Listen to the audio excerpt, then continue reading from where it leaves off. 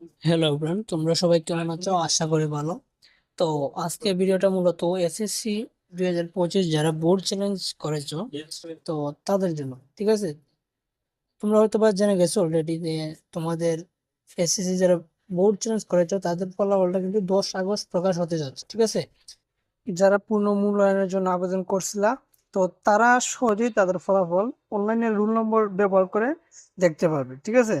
তো সেক্ষেত্রে তোমাদের প্রাথমিকভাবে জানানো হয়েছে যে বোর্ড চ্যালেঞ্জ রেজাল্ট 10 আগস্ট 2025 তারিখে প্রকাশ হয়ে যাবে, এটা ঠিক আছে।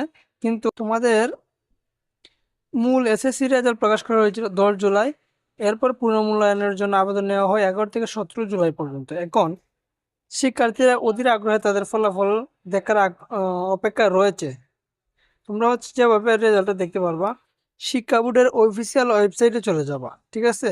ওয়েবসাইটে যাওয়ার পর এসএসসি বোর্ড চ্যালেঞ্জ রেজাল্ট 2025 এরকমভাবে একটা লিঙ্ক পেয়ে যাবা, ঠিক আছে?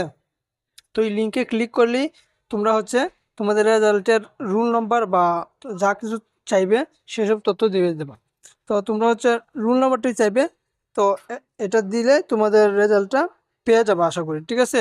তো এসএসসি বোর্ড চ্যালেঞ্জ রেজাল্ট 2025 এই লিঙ্কটা কিন্তু তোমরা 10 আগস্টই পাবে, এর আগে কিন্তু পাবা না, ঠিক আছে?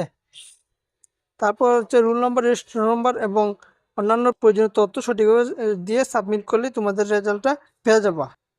চাইলে কিন্তু পিডিএফটা ডাউনলোড করেও রাখতে পারবো, করলে রেজাল্ট কমে না পারে। মানে খুব কম সম্ভাবনা থাকে রেজাল্টটা বাড়ার, সাধারণত নম্বর বাড়ে বা অপরিবর্তিত থাকে, ঠিক আছে? মনে আশা করি পূরণ হবে, ঠিক আছে? তো আশা করি বুঝতে পারছো তোমরা কিভাবে কি করবা। সবাই ভালো থাকবা, সুস্থ থাকবা, টেক কেয়ার।